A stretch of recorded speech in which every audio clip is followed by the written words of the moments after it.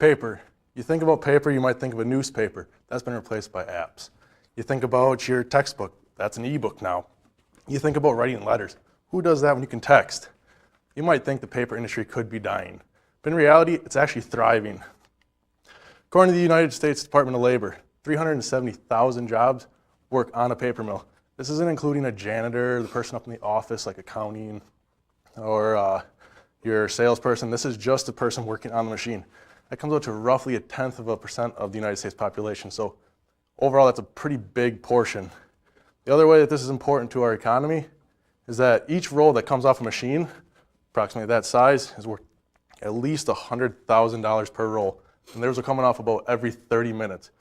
Also, if there's a project that needs to be done to revamp the paper machine, let's say they don't want it to just be plain printer paper, they're going to code it now.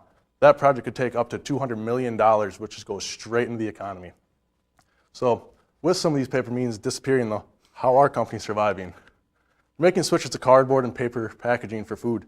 As you can see here, we've got a few options where food's being packaged. The other major way is through cardboard boxes.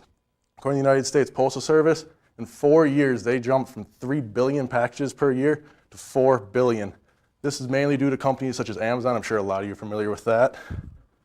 So how exactly do we keep a company like paper running when it's such a big part of our industry?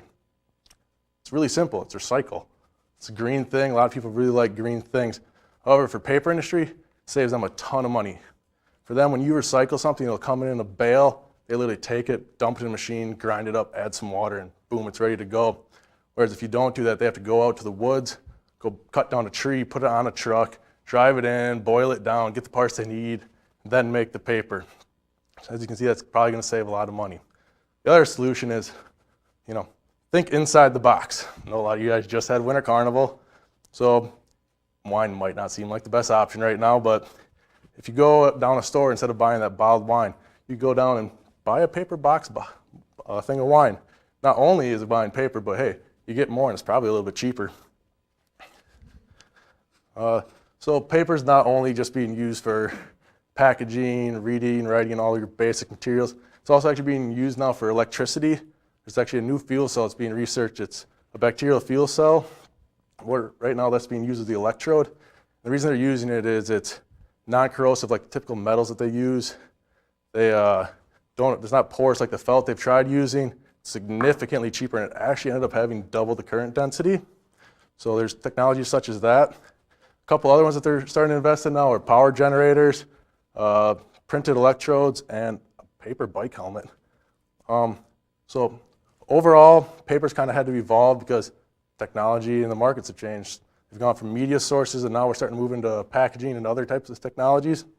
And all we really need you to do to help keep this alive is to recycle and start buying paper packaged objects, because you really want the industry that supplies you your toilet paper to really go extinct.